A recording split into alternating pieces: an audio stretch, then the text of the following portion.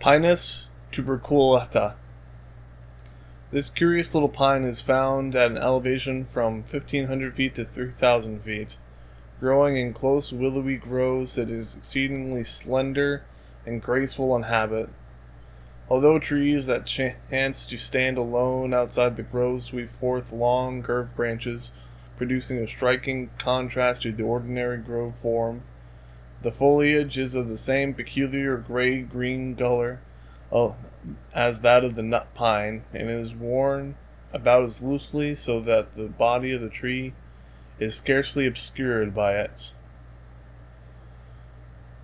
At the age of 7 or 8 years, it begins to bear cones, not on branches but on the main axis, and as that they never fall off, the trunk is soon picturesquely dotted with them.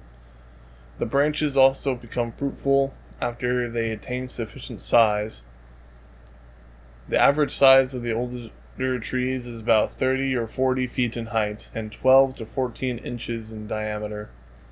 The cones are about 4 inches long, exceedingly hard, and covered with a sort of siliceous varnish and gum, rendering them impervious to moisture, evidently with a view to the careful preservation of the seeds. No other conifer in the range is so closely restricted to special localities. It is usually found apart, standing deep in charpole on sunny hill and canyon sides where there is but little depth of soil, and where found at all it is quite plentiful. But the ordinary traveler, following carriage roads and trails, may ascend the range many times without meeting it. While exploring the lower portion of the said canyon, I found a lonely miner seeking his fortune in a quartz vein on a wild mountainside planted with this singular tree. He told me that he called it the hickory pine because of the whiteness and toughness of the wood. It is so little known, however, that it can hardly be said to have a common name. Most mountaineers refer to it as that queer little pine tree covered all over with burrs. In my studies of the species, I found a very interesting and significant group of facts whose relations will be seen almost as soon as stated.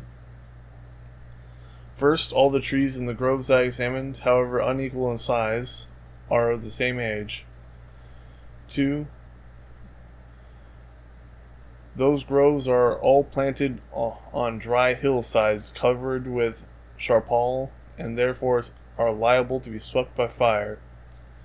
Third, there are no seedlings or saplings in or about the living groves, but there is always a fine, hopeful crop springing up the ground once more, occupied by any grove that has been destroyed by the burning of chaparral.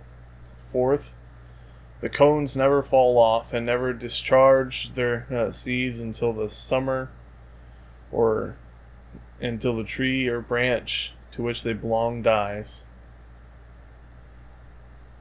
A full discussion of the bearing of these facts upon one another would have been perhaps be out of place here, but I may at least call attention to the admirable adaptation to the fire-swept regions where alone it is found. After a grove has been destroyed, the ground is at once sown lavishly with all the seeds ripened during its whole life, which seem to have been carefully held in store with reference to such a calamity.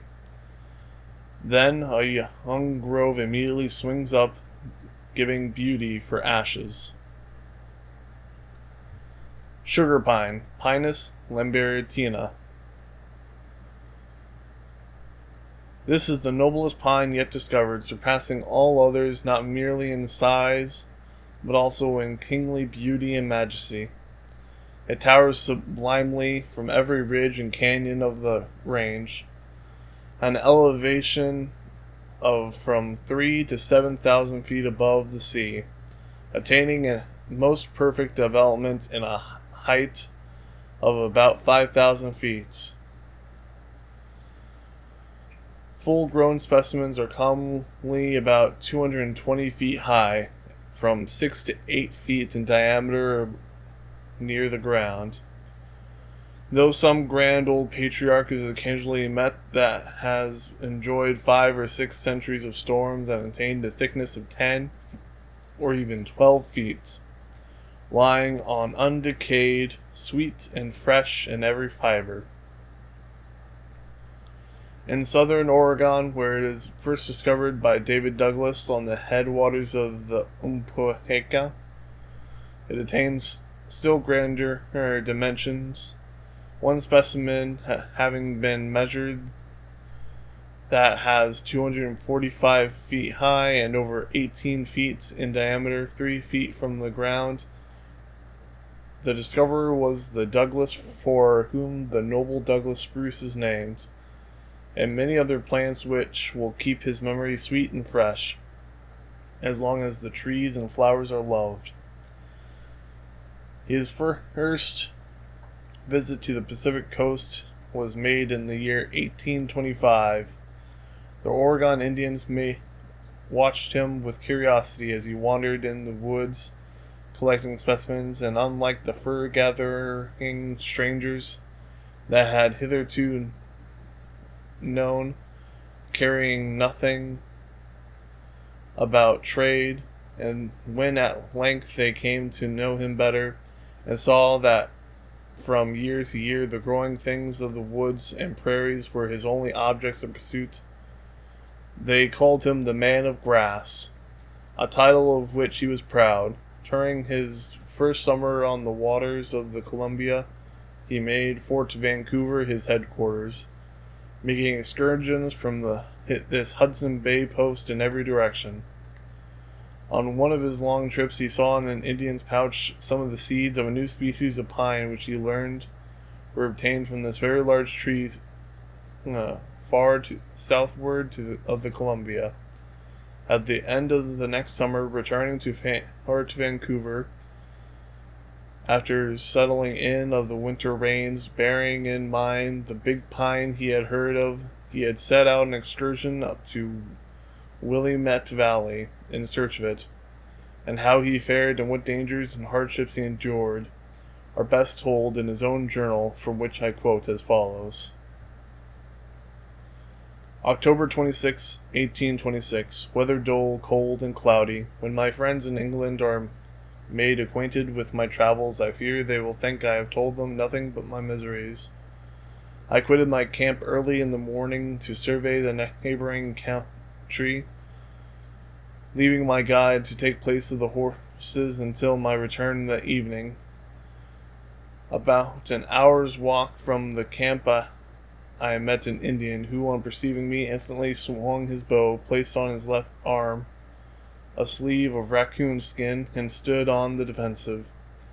Being quite sure that my conduct was prompted by fear and by hostile intentions, the poor fellow having probably never seen such a being such myself before, I laid my gun at my feet on the ground and waved my hands for him to come to me, which he did slowly and with great caution. I then made him place his bow and quiver of arrows beside my gun, and striking a light, gave him a smoke out of my own pipe, with a present of a few beads. With my pencil I made a rough sketch of the cone and pine tree which I wanted to obtain, and drew his attention to it, when he instantly pointed with his hands to the hills 15-20 feet miles distant to the south, and then I expressed my intention of going thither, cheerfully set out to accompany me. At midday I reached my long-wished-for pines, and lost no time in examining them and endeavoring to collect specimens and seeds. New and strange things seldom fail to make strong impressions, and are therefore frequently overrated, so that, lest I should ever see my friends in England, to inform them verbally of this most beautiful and immensely grand tree, I shall state here the dimensions of the largest I could find among several that had been blown down by the winds. At 3 feet from the ground, its circumference is 57 feet, 9 inches, had 134 feet, 17 feet, and 5 inches. The extreme length, 245 feet. As it was impossible to either to climb the tree or hew it down, I endeavored to knock off the cones by firing at them with the ball. And the report of my gun brought 8 Indians, all of them painted with red earth, armed with bows and arrows, bone-tipped spears, and flint knives. They appeared anything but friendly. I explained to them what I wanted, and they seemed satisfied and sat down to smoke. But presently I saw one of them string his bow, and another sharpen his flint knife with a pair of wooden pincers, and I suspended it off the wrist of his right hand. Further testimony of their intentions was unnecessary. To save myself by flight was impossible. So without hesitation, I stepped back about 5 to 8 inches, cocked my gun, drew one of the pistols out of my belt, holding it to my left hand and the gun in my right, showed myself determined to fight for my life as much as possible. I endeavored to preserve my coolness, and thus we stood looking at each other without making any movement or uttering a word for perhaps 10 minutes.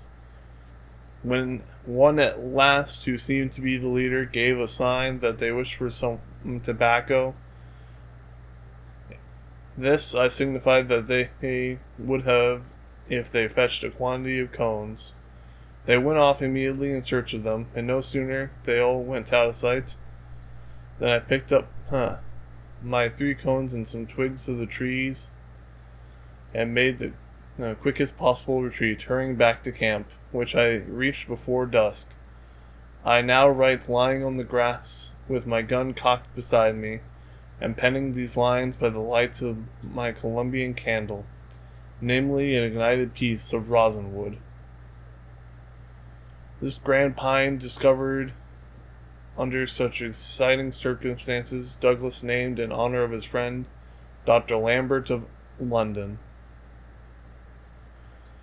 This trunk is a smooth, round, delicately tapered shaft, mostly without limbs and colored rich purplish brown, usually enlivened with tufts of yellow lichen.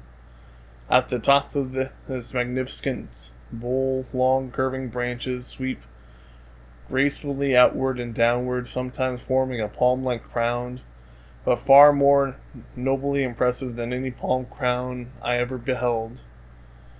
The needles are about 3 inches long, finely tempered and arranged in rather close tassels at the ends of the slender branchlets that clothe the long, outsweeping limbs. How well they sing in the winds, and how strikingly harmonious an effect is made by the intense cylindrical cones that depend loosely from the ends of the main branches. No one knows what nature can do in the way of pine burrs until he has seen those of the sugar pine. They are commonly from 15 to 18 inches long and about 3 in diameter, green shaded with dark purple on their sunward sides. They are ripe in September and October. Then the flat scales open and the seeds take wing, but the empty cones become still more beautiful and effective, for their diameter is nearly doubled by the spreading of the scales, and of their color changes to a warm yellowish brown, while they remain swinging on the tree all the following winter and summer, and continued effectively beautiful. Even on the ground, many years after they fall, the wood is deliciously fragrant and fine in grain and texture. It is a rich creamy yellow, as if formed of condensed sunbeams. Retinospora obtusa Siebold, the glory of eastern forests, is called Fusi no Ki, the tree of the sun, by the Japanese. The sugar pine is the sun tree of the Sierra. Unfortunately, it is greatly prized by the lumbermen, and its accessible places is only the first of the trees in the woods to feel their steel. But the regular lumbermen with their sawmills have been less generally destructive thus far than the shingle makers. The wood splits freely, and there is a constant demand for their shingles. And because of an axe and saw and froe and all the other capital required for their business, many of the drifting, unsteady class of men, so large in California, engage in it a few months a year. When prospectors, hunters, ranch hands, etc., touch their bottom dollar and find themselves out of employment, they say, well, I can at least go to the sugar pines and make shingles. A few posts are set in the ground in a single length cut from the first trees felled, producers boards enough for the walls and roof of a cabin. All the rest the lumberman makes is for sale, and he is speedily independent. No gardener or haymaker is more sweetly perfumed than those rough mountaineers while engaged in this business. The havoc they make is the most deplorable. The sugar from which the common name is derived is in my taste the best of sweets, better than the maple sugar that exudes from the heart wood where wounds have been made either by forest fires or the axe, in the shape of irregular, crisp, candy-like kernels, which are crowded together in the masses of considerable size, like clusters of resin beads. When fresh, it is perfectly white and delicious, but because most of the wounds on which it is found have been made by fire, the exuding sap is stained on the charred surface, and hardened sugar becomes brown. Indians are fond of it, but on the account of its laxative properties, only small quantities may be eaten. Bears, not so fond of sweet things in general, seem never to taste it. As least I have failed to find any traces of their teeth in this connection. No lover of trees will ever forget his first meeting with the sugar pine, nor will he afterwards need a poet to call him to listen what the pine tree saith. In most pine trees there is a sameness of expression which to most people is apt to become monotonous. For the typical spiry form, however beautiful, affords but little scope for appreciable individual character. The sugar pine is as free from conventionalities of form and motion as any oak. No two are alike even to the most inattentive observer, and notwithstanding their ever tossing out their immense arms in what might seem most extravagant gestures, there is a majesty and repose about them that precludes all possibility of the grotesque or even picturesque in their general expression. They are the priests of pines and seem ever to be undressing the surrounding forest. The yellow pine is found growing with them on warm hillsides, and white silver fir on cool northern slopes, but noble as they are, the sugar pine is easily king, and spreads his arms above them in blessing, while they rock and wave in sign of recognition. The main branches are sometimes found to be 40 feet in length, yet persistently simple, seldom dividing at all, excepting near the ends, but hides a crown 60 or 70 feet wide is formed, which gracefully poised on the summit of the noble shaft, and filled with sunshine, is one of the most glorious forest objects conceivable. Commonly, however, there is a great preponderance of limbs towards the east, away from the direction of the prevailing winds. No other pine seems to be so unfamiliar and self-contained. In approaching, we feel as if it is in presence of superior being, and begin to walk with a light step, holding our breath. Then, perchance, while we gaze awe-stricken, along comes in a merry squirrel, chattering and laughing, to break the spell, running up the trunk with no ceremony, gnawing off the cones as if they were made only for him, while the carpenter woodpecker hammers away at the bark, drilling holes in which to store his winter supply of acorns. Although so wild and unconventional when full grown, the sugar pine is a remarkably proper tree in its youth. The old is the most original and independent in appearance of the Sierra evergreen. The young is the most regular, a strict form follower of coniferous fashions, slim or erect with leafy, supple branches kept exactly in place, each tapering in outline and terminating in spiry points. The successful transitional forms presented between the cautious neatness of youth and bold freedoms of maturity offers a delightful study. At the age of 50 or 60, the shy, fashionable form begins to be broken up. Specialized branches push out in the most unthought of places, and bend with great cones, at once marking individual character, and this being constantly augmented from year to year by the varying action of the sunlight, winds, storms, snowstorms, etc. The individuality of the trees is never again lost in the general forest. The most constant companion of this species is the yellow pine, and a worthy companion it is. The Douglas spruce, Librodicus, sequoia, and the white silver fir are more or less associated with it, but on the deep, soiled mountainsides and an elevation of about 5,000 feet above the sea, it forms the bulk of the forest, filling every swell and hollow, and down plunging the ravine, the majestic crows,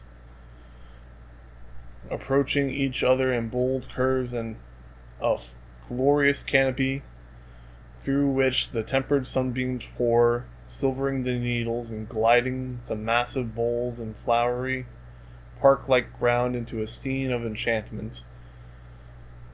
On the most sunny slopes, the white-flowered, fragrant Chemobatia is spread like carpet, brightened during early summer with the crimson sarcodes, the wild rose, and innumerable violets and gilias.